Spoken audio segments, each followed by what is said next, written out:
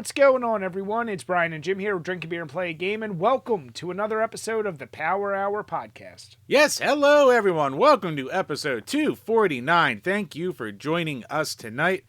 Hopefully tonight goes a lot smoother than goddamn last week. Nothing like recording 2 episodes in a row and banging out a 40.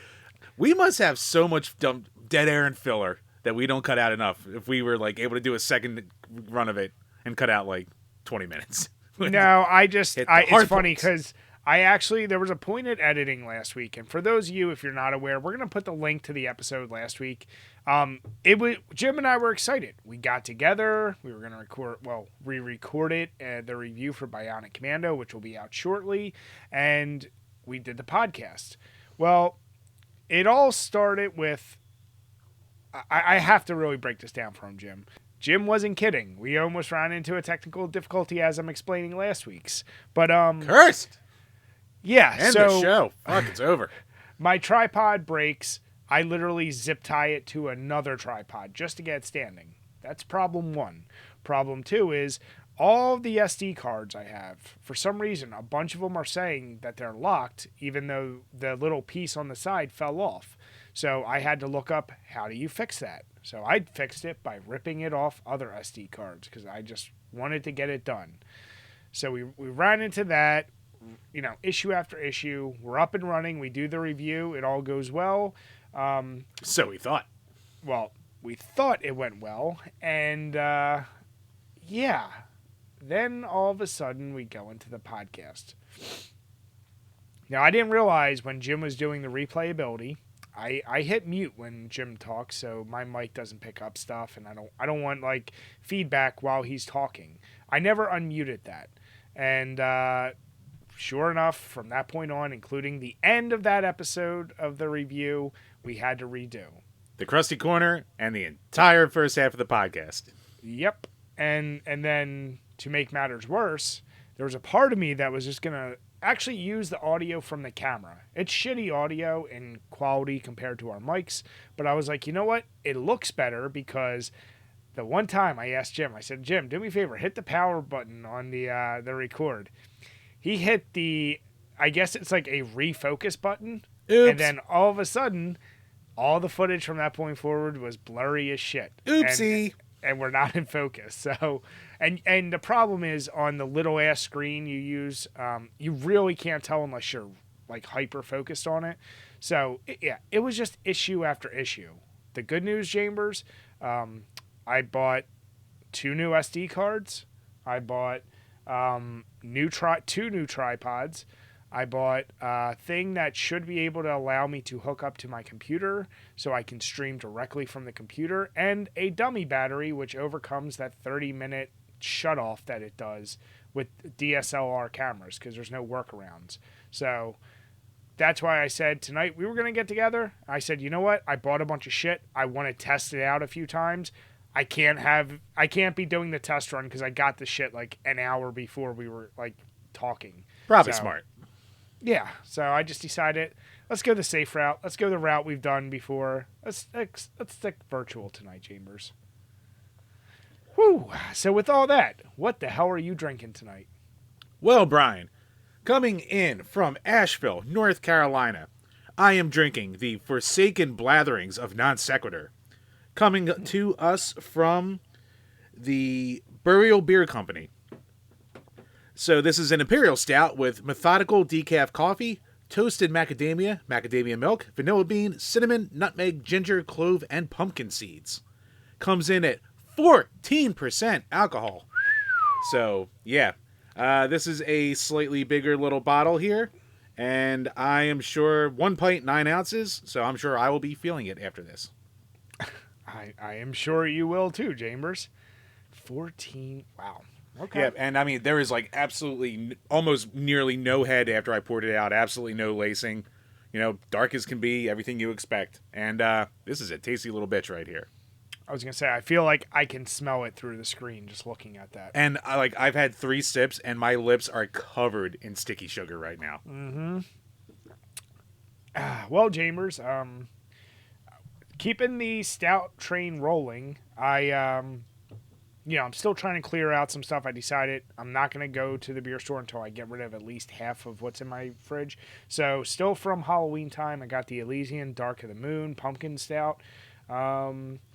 It's funny because this has an expiration date of January of this year, and I know you and I have talked about expiration dates on beers, but I've never really paid attention to it.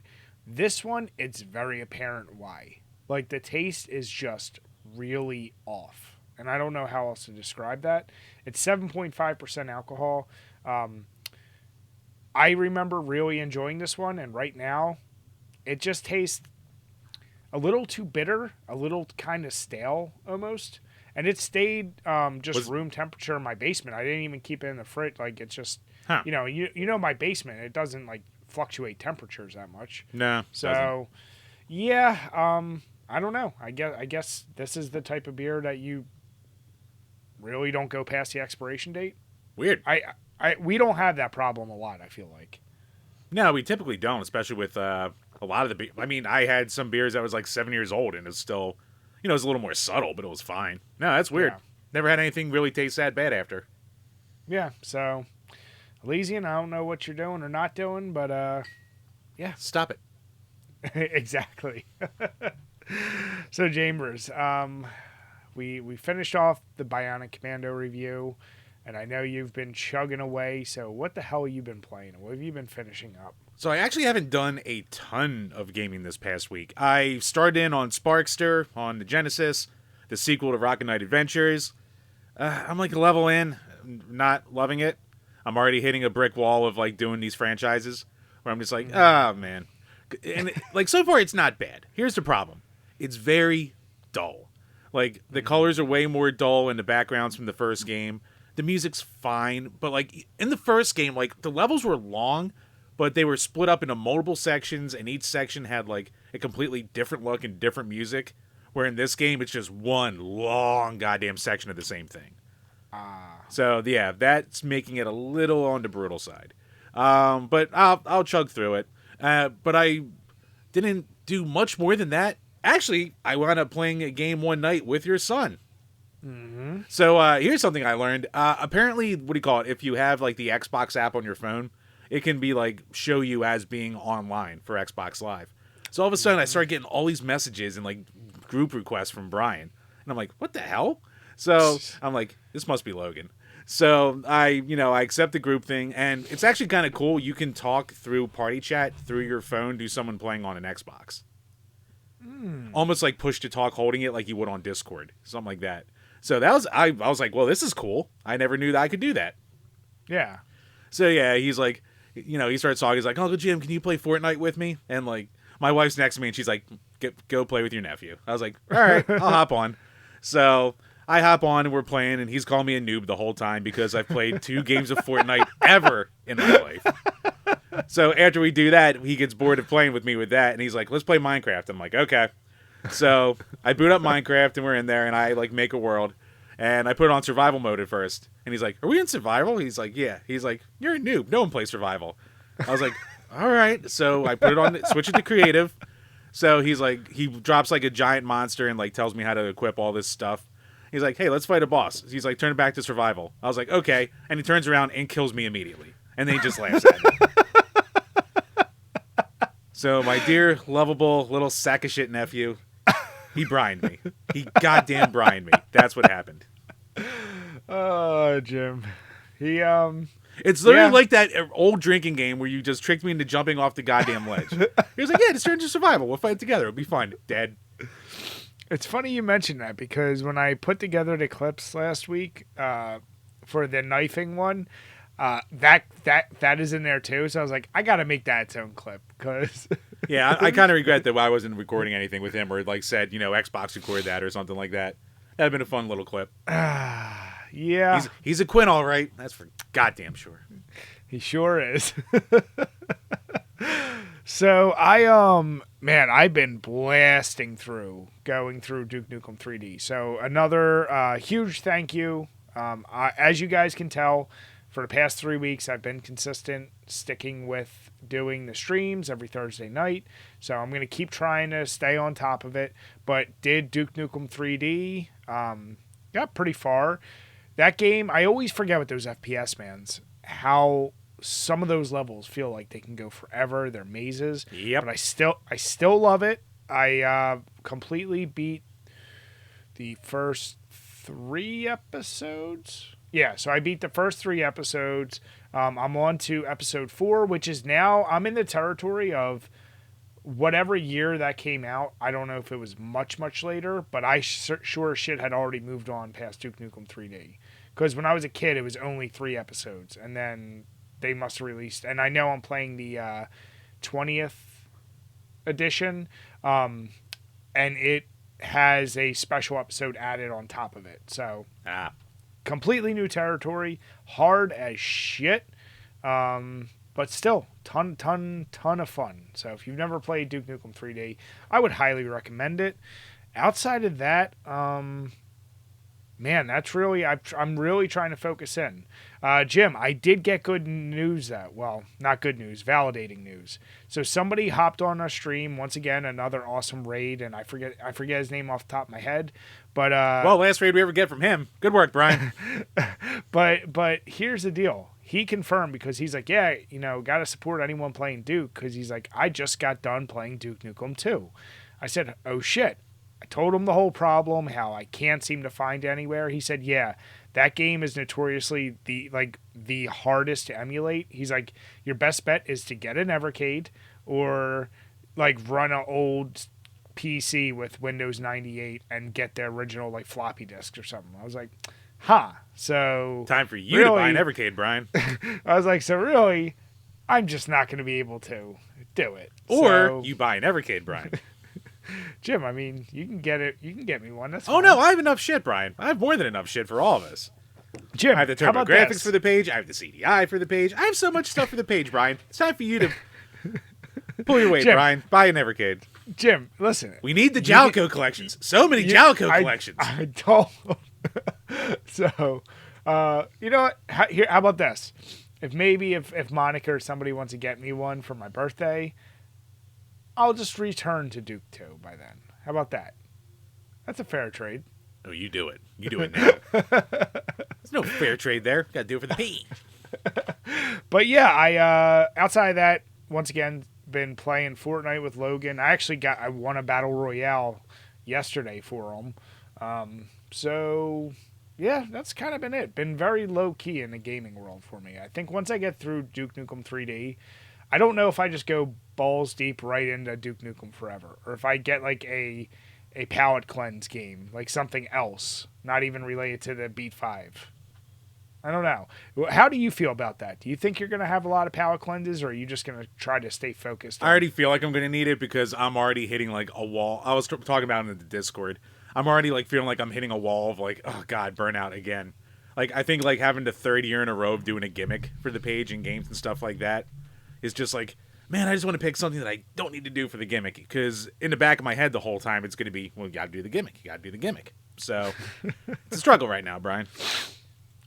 Well, I mean, or maybe I'll just jump to one of the other series I want to do, and then I can come back so I don't bash one series over my head. Maybe that'll probably be the way to go. That's kind of what I'm thinking, is I'll just pick up a game from another series. And I said, I'm picking some that I know are easier. Like I said, I might even do Final Fight. I forget how hard that is, but yeah, I feel like that's got to be easier than some of these other games. So I don't know. We'll see. Yeah. But Chambers, speaking of our Discord, we have a lot of our awesome patrons there who I know like to interact with us. So what questions do we have this week? Yes, patreon.com/DrinkABeerandPlayAGame, where for as little as $2 a month, you can ask a question that we will answer on each and every single one of these Power Hour podcasts. Well, first and only this week from Burn Retinas. Do you think there will be a time down the road where indie manufacturers will develop Retron-style consoles that will play physical software for Xbox 360 and PS3 games? And would you buy one? See, I feel like with the indie scene or this classic revival of retro games, as soon as you hit CD based, it kind of defeats the purpose, right? Like, I feel like if you're going to do that, then just make a game that's themed like an old school game, but as long as it's a CD based drive, you can do it on any modern Xbox or PlayStation or whatever. The appeal of NES and Super NES is really like you're locked into that time, those graphics. I don't think anyone has a yearning for going back to even like PS2 style 3D graphics. You know what I'm saying? Like the last real gimmicky graphic I feel like is like the PS1 style terrible polygons and shit like that. After that, everything is just a better version of the shit it was before, to a degree. So that's why I feel like it's less likely to happen. Brian, I disagree. Want to know why? Go on. Your old man was just showing. Because it may not be your nostalgia or what you believe to be old or something worthy of being retro and brought back, but it'll be it for a younger generation. So I'm actually kind of shocked there. I'm not shocked there isn't one yet. And to your point, like Xbox is really, really good because they have to be about like letting people play older games on new systems and have it like the performance be upscaled and shit like that. PlayStation's a pain in the dick with that. They're awful with that. It's PS4 or just throw your old discs away at this point. But I can definitely see someone down the line, like, it almost seems like something the Polymega, I'm shocked, isn't already working on. Because that's nothing but an emulation box with, like, you know, their different modules and shit like that. So, obviously, the Polymega was its own kind of little disaster in a way. But, like, they could probably make, if they were the first one to market, like, right now with a modules for Xbox 360 and PS3, I think that could make it kind of a hot commodity. Because 360s are notorious for breaking. PS3s, depending on your model, they're not getting any younger, and a lot of them are prone to breaking. And, yeah, I mean, if it's a way to back up your old games like that, I could see it. Like, right now it'll be niche, like anything else, but I could see it having a market out there. Then maybe I misunderstood the question. I thought the question was, like, how people are making games for old systems again. No, he's talking about making a Retron-style console for them. Ah, okay. Then yeah, I misinterpreted what he was saying. No, you're wrong. Don't backpedal. Fuck you. Yeah, then that makes more sense. But if you're gonna do like what you're saying, Jim, then honestly, just do CD based from PS2 to PS5. Yeah, I mean, I agree. Whatever. If you whatever gen it is. Yeah. But like you said, honestly, and even PlayStation, they're pretty decent, I feel like, about their emulation of the old shit. Yeah, you have to just buy it again. You can't pop a disc in, though. Well, let's think. So PS3... Or buy one of their overpriced online services. Yeah, like PS3 could play PS2 games. A lot of PS3 games could play on PS4. I don't know if any PS1... Or no, PS1 games could play on PS3 too, right? Yeah, PS1 could play on every PS3, and then PS2 could play on like the first like model, basically. Yeah, I couldn't remember which one. And then PS4 didn't have any backwards compatible with the disc, and then PS5 can play PS4 games. Yeah, I don't know. I think... would you... I mean, you and I don't need them. We both have the consoles for them. Yeah. But to your point, they are notorious for breaking after some use. So. I think it's a generation that does need it just for how wonky their systems are. Yeah. It'll be interesting. Like, it's nothing I need right now, and I play, I boot up both consoles barely enough to justify it, but it'll be a nice little bit of future-proofing, at the very least. Or by the time it comes around, hopefully I'll, get my head out of my ass and start selling shit and stuff I'll never play. But we know that's not going to happen. We know it's not going to happen. You're going to have the rooms. You're going to bury me with my bullshit. That's what you're going to do. That's right. A casket made of Genesis cartridges. Goddamn right. Actually, your casket is a Genesis cartridge. You're the jewel case. Oh my god, that's an amazing idea. I have to write a will right now. Because with the way I eat and drink, I'm on borrowed time anyway. Jim, but every day's a blessing. Sure is. Now, great question, Bernd. And as we said all the time, make sure if you're listening, if you're supporting us, especially because we know there's a lot of you that do, get your questions in because we love to answer them on each and every one of these Power Hour podcasts. Yep. If you're listening on iTunes, Spotify, or maybe if Brian eventually fixes the iTunes feed. But YouTube, iTunes, or Spotify, head on over to all of them, hit the subscribe button, leave some comments, leave some reviews. Anything you can do can help the page. And if you want to help the page a little more, head on over to Skillshare. Use our code DBPG30. Get 30% off 1 year of classes. So you can learn a skill. You can learn a language. You can learn maybe some tricks to being a better gamer. Maybe being a better drinker. Or the history of alcohol. Who the hell knows? Whatever you want, the world is your oyster. Damn it, Chip. Better alcoholic. All right, Chambers. Well, you hit on alcohol. And in something that I really can't wait to hear your take on this, because I want to be devil's advocate to whatever you say here. But from the New York Post, we saw that there's a Tennessee bill that pushes to ban the sale of cold beer to decrease DUIs. Now, what this basically means is that Right. It's a pint of contention. I know. I hated it, that too. But the proposal, SB 2636, was introduced on January 31st, and it decreed that a person or entity holding a beer permit shall not sell refrigerated or cold beer at retail. Now, on the surface, you figure, depending on which state you're in, that means if you have a grocery store that has a refrigerated section, even if you're a bottle shop and you have a refrigerated section or beer, you're not supposed to be selling any of it cold. Apparently even breweries. That's, yeah. And that's where it gets the craziest. So the reasoning behind this is that they've seen evidence that in most accidents where alcohol is found, it's beer cans and bottles. And they claim that in 2019, 21.5% of fatal traffic accidents in Tennessee involved alcohol use. So I guess the logic here is people are going to buy the beer cold, drink it, and then drive right away. Or even drink it while they're driving. I don't know. There's obviously a large logical fallacy with that assumption, because we know an alcoholic all of a sudden isn't going to stop because it's not quite cold enough, or isn't going to just be like, well, the Jack Daniels is right next to the beer, so which one am I going to go for? But I don't know. What's your take on this whole situation? I'm very, very torn, because I have to juggle between my libertarian bullshit of don't let the government tell you what to do, but also, like, here's what it comes down to, and this is why I kind of support this bill, is because I'm a dad.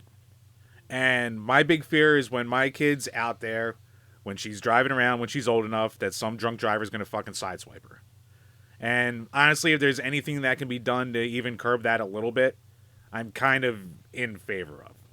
And it's a complicated issue, because like even in the Discord, Allie over there, she was like, well, I don't like punishing the innocent and stuff like that. And that's what this seems like. Because then there's also the things you got to be like, well, the car manufacturers are going to get theirs, because then you're going to have to like install breathalyzers or shit eventually. Like it could be a slippery slope towards other regulations and crap like that. But I don't know. I mean, I think like also to your point, like a drunk's not going to stop drinking because the alcohol isn't cold. So like at worst, it's maybe an inconvenience for the most part. Like I can't just drink my beer as soon as I get home because it's still cold. But I don't think it's the worst thing in the world for the good intention that it is, even though it does seem a little bit overreaching and it kind of really fucks over like breweries and stuff like that. And that's where I'm also torn, because like it'll hurt the small business too. So I don't know. I think like the greater good though of preventing death, I'm kind of on board with it, even if it does it a little bit. I would almost like to see it be a trial run, because I don't give a fuck about Tennessee. So I wouldn't mind seeing it be a trial run there and see if it makes any impact at all.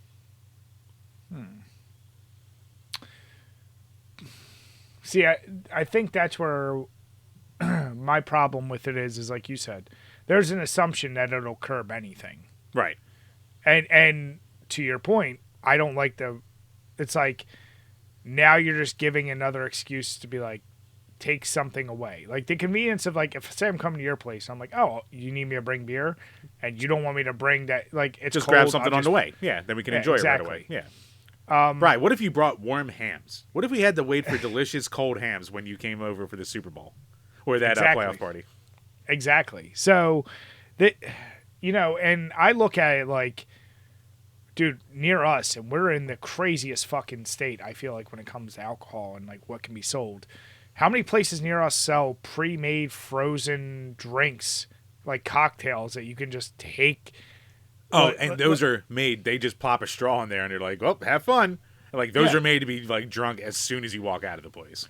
When COVID happened and we went to like do pickup from our favorite Mexican place, they were selling you these giant ass margaritas to go in a cup like that you just had to sign a waiver. But like, you're driving around with like, you know, a fucking jug of ready to drink margaritas. And you don't not sip it as you're driving. It's just right there.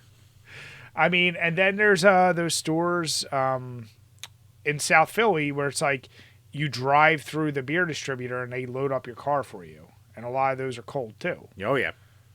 So it's like, I get the intention of, okay, the assumption, once again, is you get a cold 6-pack, you're drinking it. My guess is the assumption is you're drinking it in the car as you're driving. Yeah. Right? Like, yep. But honestly, like I said, I love finds a way, Jim. And if a drunk really wants to get drunk, here's the deal. A true alcoholic will drink that shit warm. Just won't like it as much. But if they're like fiending that much for it, they're going to do that. Now, oh, bro, the true alcoholics are drinking those little snifters of Burnett's fucking $10 vodka while they're driving around. Exactly. But I mean, there is a thing though, like, you'll be surprised, like, driving around, like, you'll be in a drive-through of a fucking Dunkin' Donuts or something like that, and you'll see a beer can on the side, and you're like, huh. So, I mean, it's not to say that there isn't a chance it couldn't help. That's I struggle because, like, saying that I'd be against it's like, well, I mean, if there's a chance it could help, then maybe it's not the worst thing in the world. That's what I can't get out of my head, really. And again, I'm in support of it because I won't be affected by it, so we can actually see. Someone's got to be a test case. Yeah. Yeah, I mean, I would just like to see. I'm just curious statistically. Sorry, Jackalope, like, you're fucked. Has, like, drunk drivers increased? Like, relative to the percentage of the population. Obviously, numbers will go up as there's more population, but like, I feel like since whenever, the 80s or whenever they first started issuing DUIs as a real thing, and they started curbing that shit back, like, is it really worse, or is this just like another thing? I don't know. Like, good question. It's a slippery slope, Jim. But I'd be curious if that gets passed or whatever happens with it. Maybe we'll hit back on it in a year if anything else pops up, but I want to hear what your guys' thoughts. Should they ban this shit? I don't know. I don't think they should, but I see Jim's point. Yeah, I mean, it's definitely a story to follow. And I mean, there's going to be some kind of lobbyist that's going to be thrown into the local Congress down there to be like, no, this will kill so many businesses. Well, at that point, then you need to apply the same logic to, like, you should not be able to buy any pre-rolled joints or any edibles that are ready to go when you leave a dispensary, because you could just be popping them as you drive. Like, then it starts applying to all that shit. Right. So, right. The weed boys finally just got their dispensaries. Don't take it away from them right away. I'm just saying. The booze boys have had their time, Brian. And look what they did with it. Jim, what's good for the goose is good for the gander. Look, Brian, the weed boys are just going to fucking drive at 30 miles an hour because they'll be too fucking scared to go fast anyway. Or they'll be too relaxed. Just saying. You can't have it both ways, Chambers. End it all or end nothing. Freedom or no freedom? What do you want? Is it Russia or is it USA? Right, why can't it just be like a Constantinople? Damn it. Don't you dare. It's not Istanbul.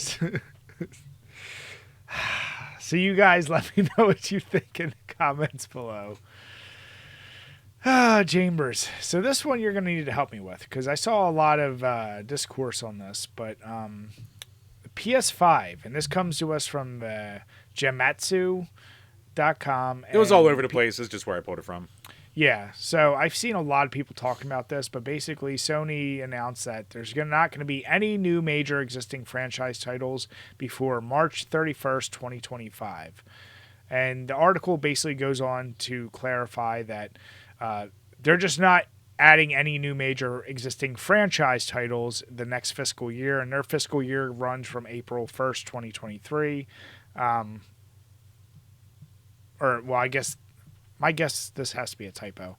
April 1st, 2024 would be my guess, to March 31st, 2025.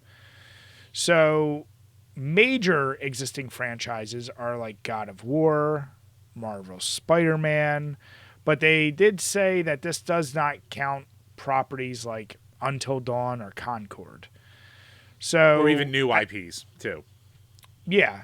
So I think a lot of people interpret this like they're already saying the PS5 is Well, Brian, here's the official quote. Regarding the PS5 hardware, which will enter its 5th year since launch, partially due to its entering the latter half of the console cycle, we aim to optimize sales with greater emphasis on balance of profits, so we anticipate a gradual decline in unit sales from the next fiscal year onwards. We expect third-party software sales to continue to expand gradually due to expansion of the PS5 install base and the high level of user engagement. In network services, we expect subscribers to be on par with this fiscal year, and a revision of implemented in the fiscal year, and we expect sales to gradually expand due to a shift of premium services. And then I believe it goes on to say basically, well, they had an outlook for the PS5. I don't give a fuck about his role as chairman. I think that there was like a hinting that they're already kind of working on the new PS6, which really isn't that big of a shock. Yeah. And there have been other articles where it's kind of implied that the PS5's kind of underperforming to what they want it to be. Even though, I mean, like, it's doing fine. Like, it's not doing PS4 numbers, but... But I mean, I think we all forget. We're saying it's in its 5th year. Like, with when COVID happened and the fact that nobody could get a PS5 or a fucking Xbox Series, and with the chip shortages and everything, that's what's kind of insane to me. Is like, yeah, of course it's not going to sell like hotcakes like everything else did. But to your point, I felt like people were freaking out a little bit, saying like, oh, it's in the latter part of its cycle. Like, yeah, it's been out for 5 years. What was the? Well, I know we talked about this before. What was the time frame between PS4 and PS5? PS5 was what, 2019, 2020, and the PS4 was like 2012. No, 2013ish. So it was like that was like 7 years. 8. Yeah. So yeah, this should be like they're pretty consistent. At least they're not like, you know, I feel like 7 or 8 years is what you should probably expect for these kind of consoles. Yeah, like the PS5, it sold 50 million units, which, I mean, I guess compared to the PS4, which did over 100, like, I can kind of see that being a little bit of underwhelming. But, like, again, they were impossible to find for a long time. The system itself's kind of ugly, so that might turn people off. And really, it's a problem for both consoles that, like, there's just no games almost that are truly worth getting that as much. Like, yeah, I'd love to get the new God of War and Spider-Man, but it's like, you know, for a lot of people out there, that's not enough to sell a console, too. Yeah, exactly. So, like, I don't know. I think the PS5 only has, like, 13 actual exclusives still, and one of them is built into the console. Yeah, so, and that's my point is, like, we just got a new Spider-Man. God of War Ragnarok, like, happened last year?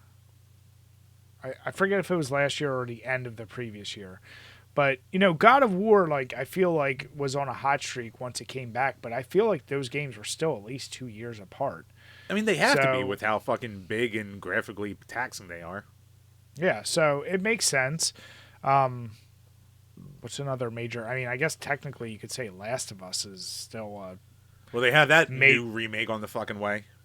Yeah. So... Because Last of Us 2 needed a remake. A game from goddamn last... Jesus I fucking Christ. hate Naughty Dog. I can't believe how far Naughty Dog has become cocksuckers with this goddamn game.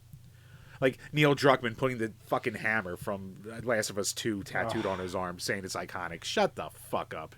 I know. I just... You know what, Jim? You're shit posting. Sometimes I'm like, son of a bitch. But that at least gave me an idea of, like, I actually do want us to start thinking about, like, what is an actually iconic, like, if you saw someone with a tattoo, it would undoubtedly be like, oh, it's that. Yeah. Because a fucking hammer is sure as shit not going to do it. You'd be like, oh, they must be a carpenter or some shit. Like, you're not going to think anything else. But, yeah, like the Mega Man, Mega Buster, boom, iconic. Fire flower. Iconic. Not a fucking hammer. Half the people were like, I love that game, and I didn't even know what the fucking hammer was. Yeah. So, so you PS5 fanboys out there, sorry, you're not getting anything new, at least from the major first-party franchises. But hey, you know what? Fuck it. I'm going back to Brian's point from last topic. It's one or the other. It's black and white. Anyone out there who's bitching about, what do you call it, console exclusives being a bad thing, but also bitching that the PS5 is being phased out, one or the other. What do you want? If you had more exclusives, maybe you had more sales. So fuck you. Damn it, Jim. Console exclusives are a good thing. Going to the grave with that. Yeah, you just won't be going with a cold beer because you won't be able to have any in your Russian state. All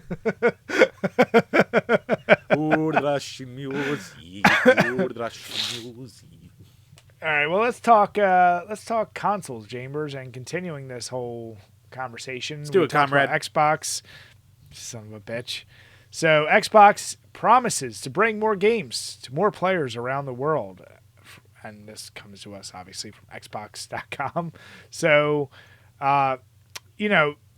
the big part of this article is just basically expanding the fact that they want to bring more and more things Xbox Game Pass. Well, Brian, first off, they finally had their town hall when everyone was freaking out about Xbox going away. So this is the big response to all that.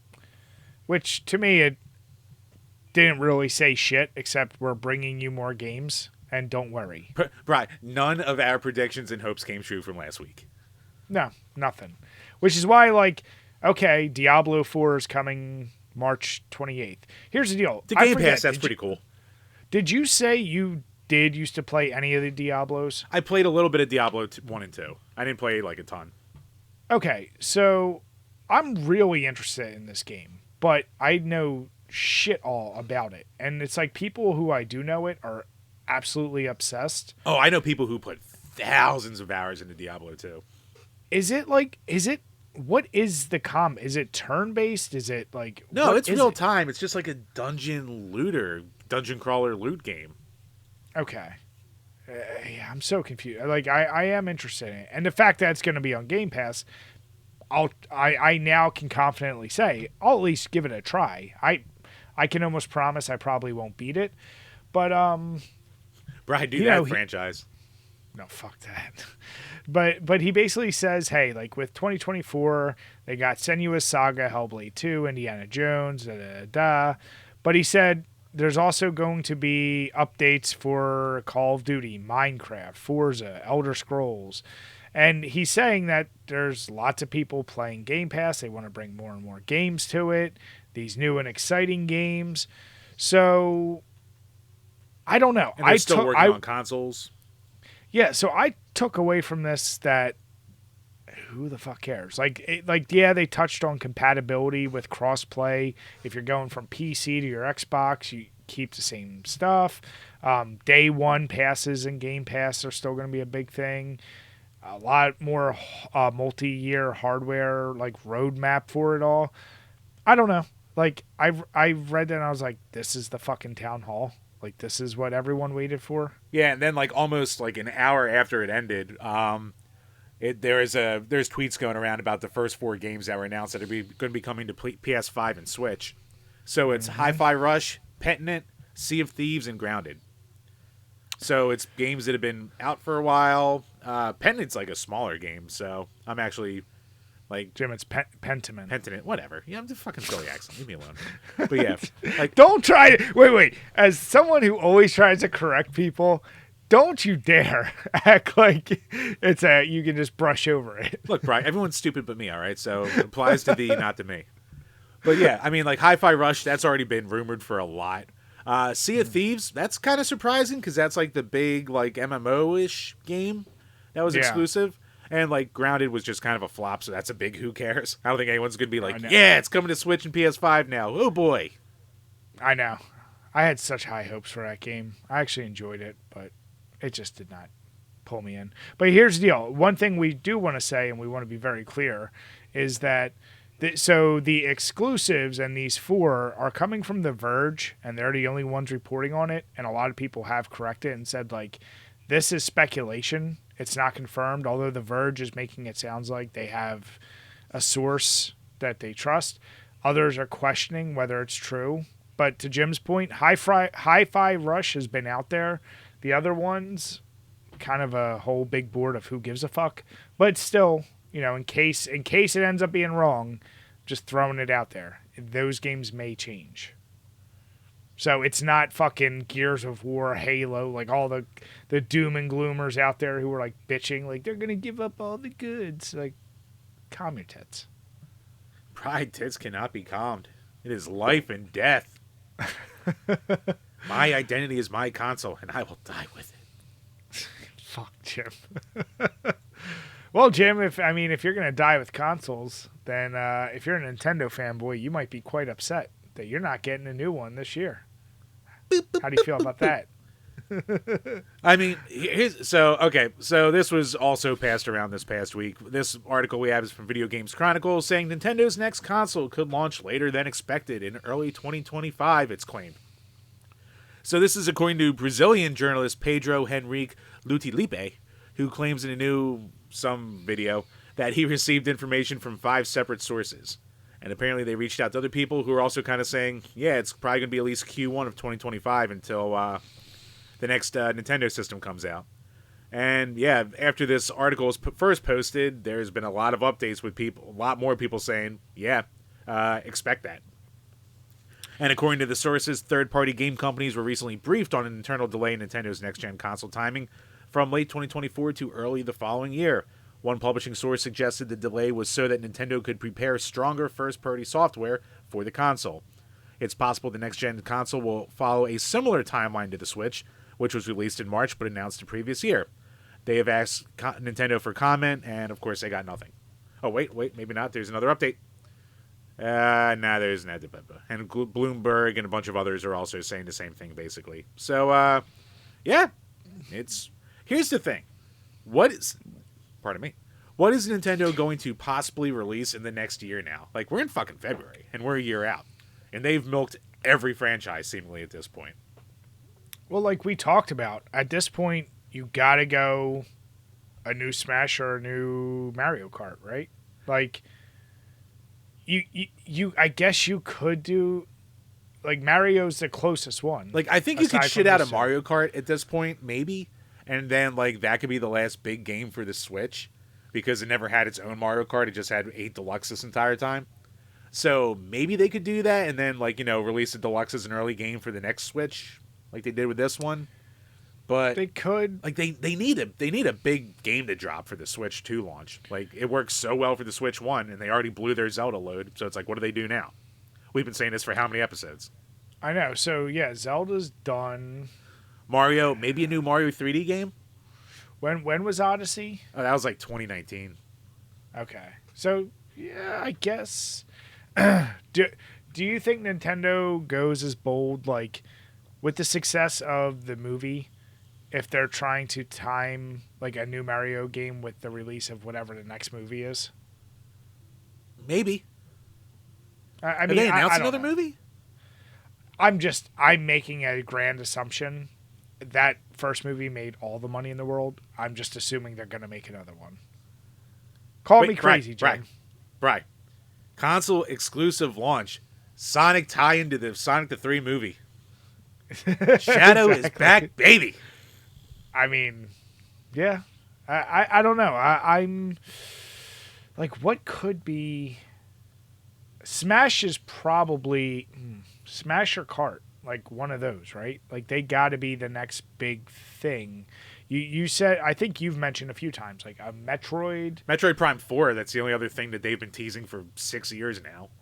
But I'll be honest, that still doesn't have the same oomph as everything else. No, not it that doesn't. It's not won it, but it's Yeah, like even if they brought back like Star Fox or F-Zero, no one would really care. So that wouldn't be the big system seller.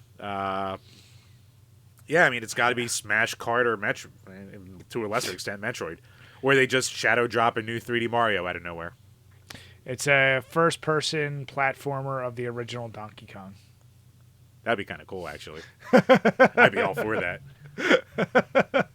Yeah, I don't know what else they're really going to do. But if they're not getting a console till, or you know what? Why would they really, do they need to squeeze another fucking cent out of the Switch? Like, they got a year, and I know it's Nintendo, so of course they fucking sold you cardboard, but come on, like, do you really need to squeeze, especially out of your major franchises, so then you get the bullshit of the idiots who will buy it on the Switch and then have to re-buy it again on the Switch too? Like, just come on. Right, the pigs must be milked. You know what? Here's a prediction for you. One of these series, I don't know which one, they got one in the tank for it. And they're going to release it, and they're going to release another console variant with the color scheme and the controllers directly tied to it. And they're going to make that one last final push for the Switch one to beat the PS2 numbers. Because they're at like 136-ish million, something in the 130 range right now. So they're still about like 20 away, but possibly. Maybe a huge price cut on the original one? Possibly. I also, in the annals of history, Chambers, I always think there should be a little asterisk next to the Switch because really, it's a handheld and it's like a hybrid, so it's not the same. Not PS2 their fault. Still their only console. Undisputed. I'm just saying. Or will it, Bri? It will. Look, Bri, I mean, the PS2, you could just say it was a DVD player that played games at that point. But that's a stupid thing to say. But it was a huge selling point. Not really. Oh, don't you fucking Zoomer me saying that it wasn't a big deal. Don't you fucking dare try to say it was the best DVD player on the market for its money. No. Don't you fucking dare. The PS3, I will give you all the credit in the world. That was the Blu-ray player.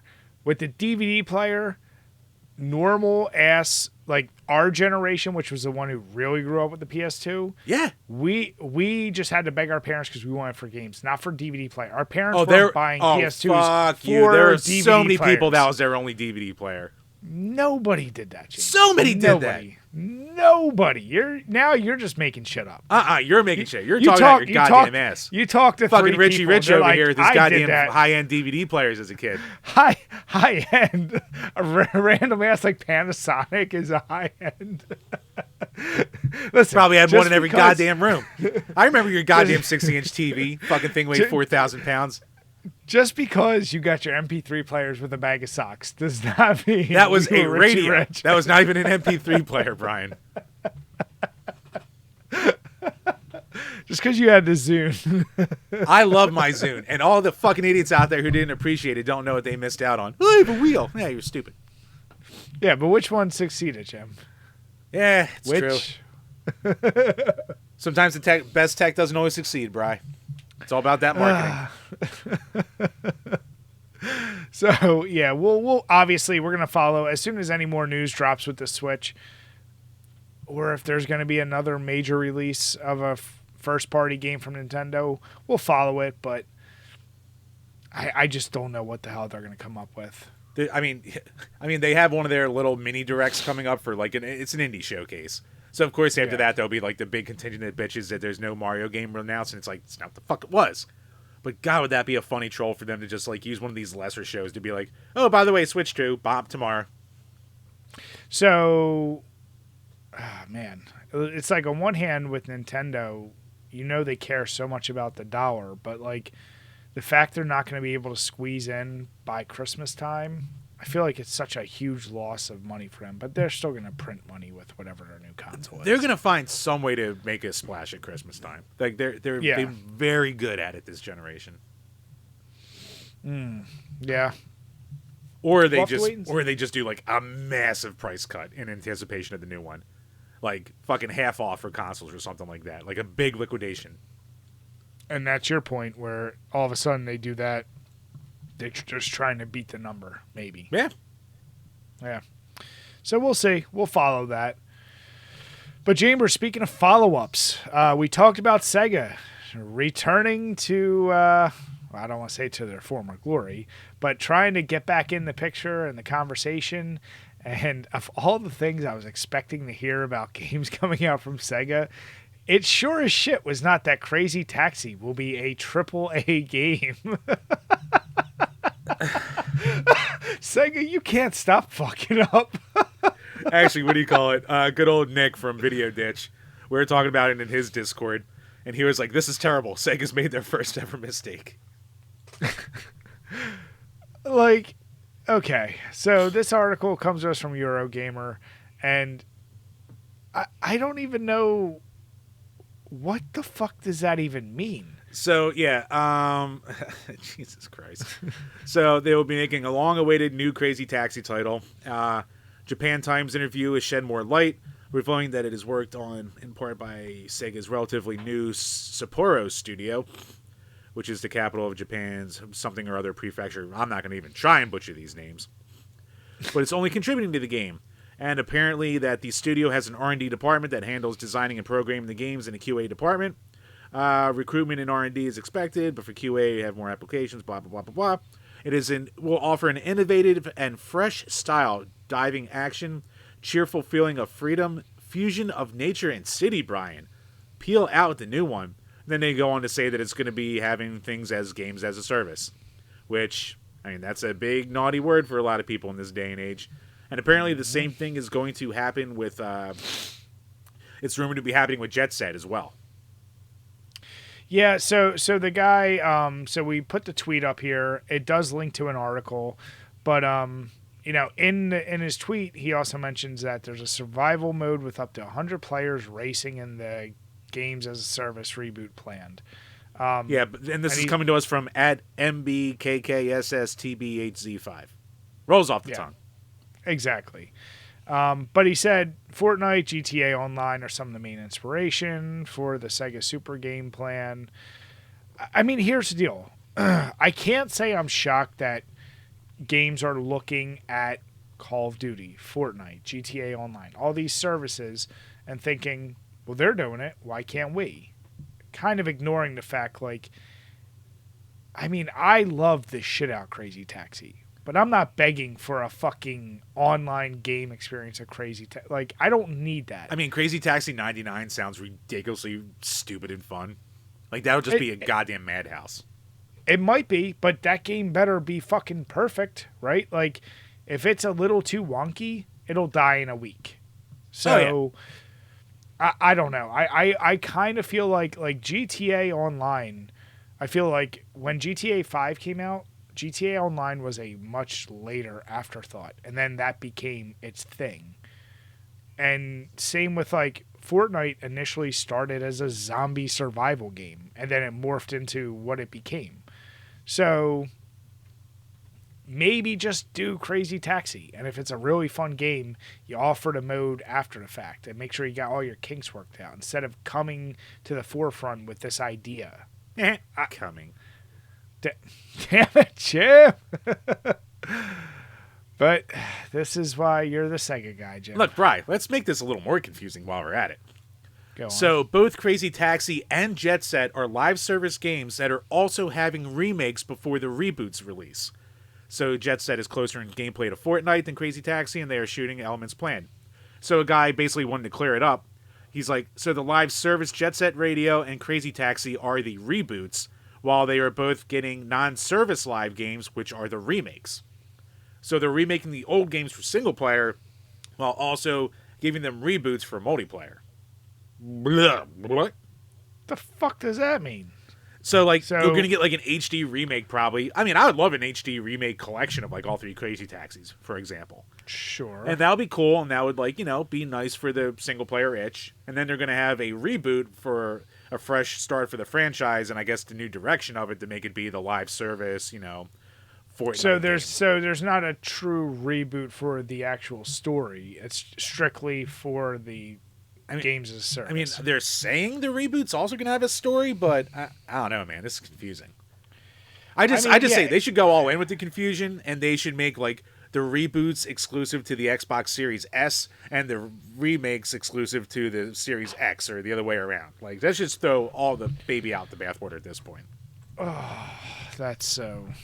leave it to Sega. Like, God, just sell your shit already. Like, how do they have such a big hype thing with people going like, oh, yeah, all these games are coming back, and immediately have everyone go, huh? Yeah. Only Sega. That's why Sega's what Sega is. Look, Brian, they had their big, huge announcement for Sonic Superstars. There's a Shadow is coming to game as a costume for Sonic. Yay!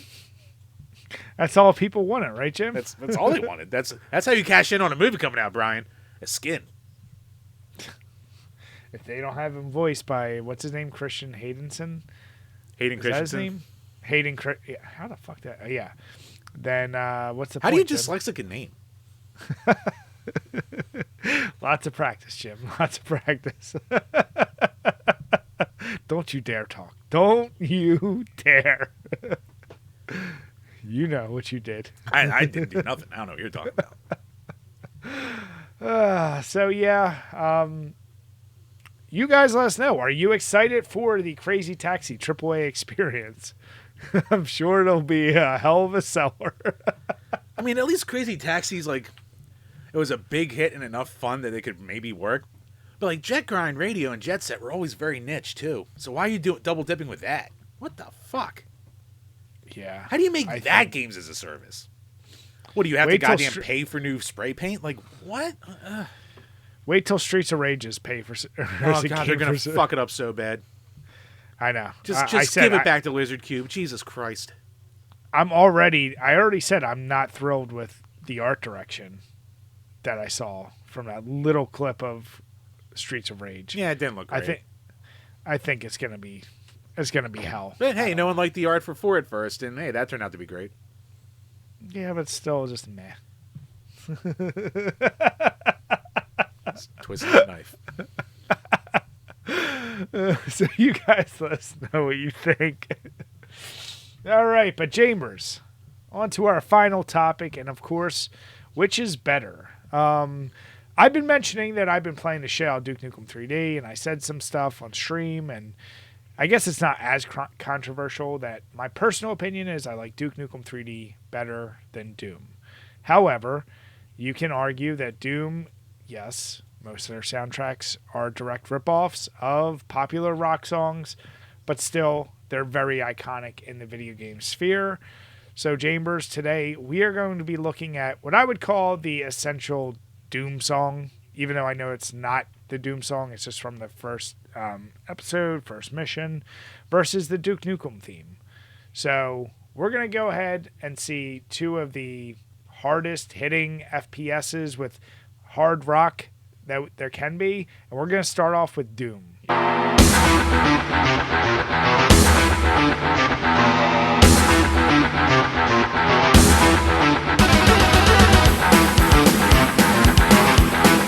All right, and then up next we got Duke Nukem 3D. It's called Grab Bag, but it's the main theme of the game.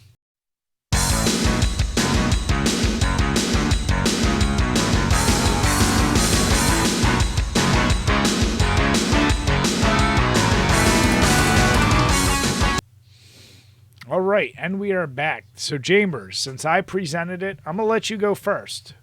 Which one do you like better? I mean, they're both iconic as shit.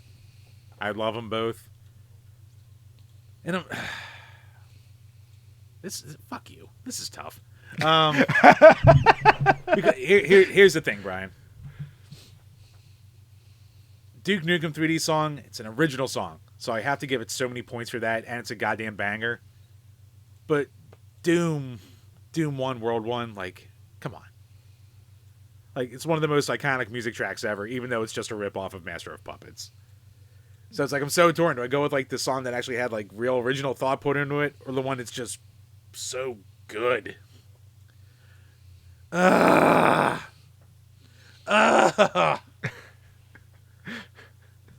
God, I hate doing this, but I gotta go with fucking Doom.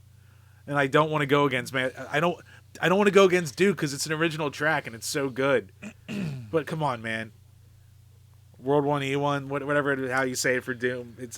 Come on. It's like it just continuously go hard. Like, I'm never not happy to hear it. You instantly know what it is when you hear it. Like, and I guess I have to give it credit because I grew up with the 32X version, and that version sounds like dog shit. But even this track through that dog shit sounds awesome. So I can't go against it. No, I get it. And, that song is, per Doom, it's called At Doom's Gate. See, me personally, I will go with Duke Nukem 3D, and the reasoning, like you said, it's everything you said.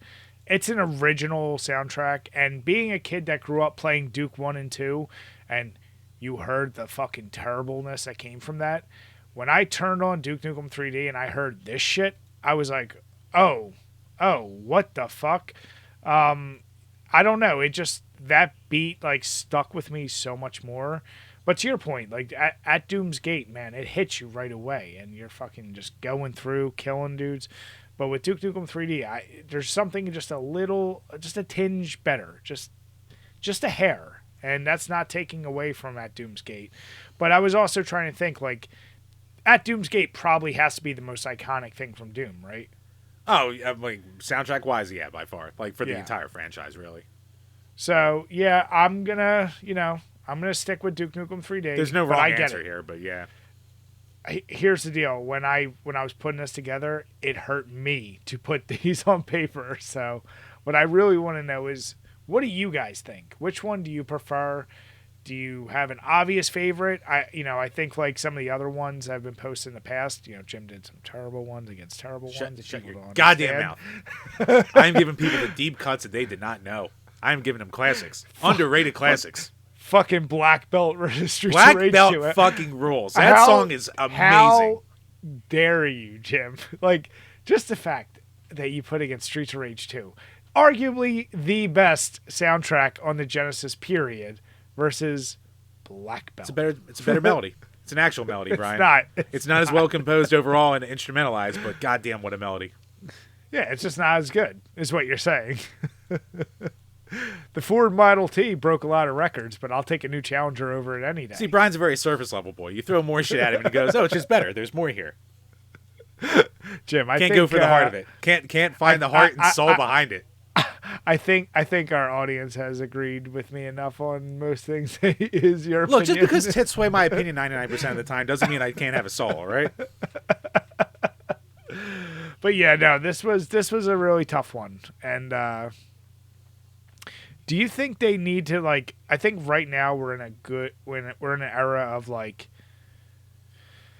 rap, lo-fi, that kind of beat being the predominant thing. Do you think they need to bring back some legit good hard rock into games again? Well, you played that Iron Maiden, right? Didn't that have a soundtrack like that? Iron Maiden. Or what did that eventually become? I remember it was originally called Iron Maiden, then they had to change the name because they were getting sued by Iron Maiden. Fuck. Fuck. I think I know what you're trying to say. The one that's like the Doom game, right? Yeah, there's all these like boomer shooter reboots that are coming out lately. It's weird that they have a subgenre now. They call them boomer shooters. Yeah. Well, there is a game called Iron Fury, but that's not the one I played. Maybe that's the one I'm thinking of. Yeah, they changed it to Iron Fury. Fuck. No, I do know the game. Oh my god, that's really going to bother me. I do know the game you're thinking of. And it was an excellent game. It's on Game Pass. Yeah, it's the one that was in your level 50. Yeah. But yeah, no, that was pretty good. But like I'm saying, like, I mean, I guess the Doom remakes, they definitely hit hard as hell. Oh yeah. I feel like something like a Call of Duty, where if it wasn't so like orchestral, like if they just threw in some legit hard rock with it, it would be pretty cool. Yeah, even Metal Hellsinger, like that was an awesome soundtrack that they threw in there. And it was all original tracks, too. Yeah. If the game just played a little bit better, I think it could have crossed through a little bit more. It was so close. It was so close to being that good. soundtrack, I mean, considering the talent they pulled for some of those songs, I was, like, shocked. Oh, yeah. Because it flew so low under the radar that, like, when I played it, I was like, how the fuck did I not even know about this game? Yeah. But, yeah, no, you know what both games capture so well, though? Like, when people think of the 90s, that's, to me, part of it. Very hard. Oh, yeah, very. Yeah, so, don't worry. I have some other really nail-biters for you in the future, James. Don't worry, Brian. I'll have more that you hate. You'll be like, oh, let's pick, Snoopy's Adventures versus fucking Super Mario Brothers. You'll do some dumb shit like that. You're like, but the composition is beautiful. There's wind instruments. Yeah, you know what? Composition goes a long way, Brian. Not when it sounds like shit. That's at the end of the day, it's got to be passed through a good filter. Come on, Jim, you know this. It did not sound like shit. The Master System PSG is an underrated little sound chip. It's beautiful. Yeah, it's underrated. It's But feel it's all shit. its own. It's still shit. Don't you start acting like you love the Genesis sound chip all of a sudden. Fuck you. I've always defended You Streets have- of Rage 2. Oh. Streets of Rage 2, Streets of Rage 1 and 2. Streets of Rage 3 is the dog shit of the era when it comes to soundtracks. See, Brian just can't accept a little experimentation. That's all. Surface And level. you know what? He's a simple boy. No one's ever batted an eye at that statement. So there you Most go. people are dumb. There, you Not hear like that, me. people? I'm smart. So, Chambers, speaking of being smart, how did that 14%er treat you? Dude, what do you call it? It did not. It doesn't taste 14%, and it doesn't drink like a 14%er. Like, it's not boozy at all. Eventually, maybe it's the 14% kicking in, where I don't care about the stickiness on my lips at all at this point. But this is a dangerous little girl right here. This is fucking delicious. So, like, Burial Beer Company, this is that brewery that I said that all the names of their beers are just like can't talk now. A thesaurus, they just started pointing at words and just splattered them all together. So like all their names are just like ridiculous, and even they just go, yeah, it sounded cool. So there's no meaning behind it either. But yeah, if you're ever in North Carolina and you stop by Burial Beer, get this one. You won't be disappointed. Holy shit, that's good. Nice. Yeah, and this one, like I said, it was just a little bit of a disappointment. It's not completely awful, but I don't know if it just got aged out too quickly. It's fine. Get it fresh, people. It's good when it's fresh. Yeah, for sure. So with that, everyone, we want to say thank you all so much for listening, for watching. If you are watching us on YouTube, hit the notification bell, hit the subscribe button, give us a like, and leave a comment. Let us know what you liked, what you didn't like. And if you're listening to us, as Jim alluded to, I don't know what the fuck's going on with iTunes, trying to fix that. But if you're listening to us on Spotify or eventually iTunes, make sure you subscribe to us. And if you give us a 5-star rating, and even if you want to bash us in the comments, we'll read it on each and every one of these Power Hour podcasts. With that, we want to say have a good night, everyone, and cheers. Cheers, everybody.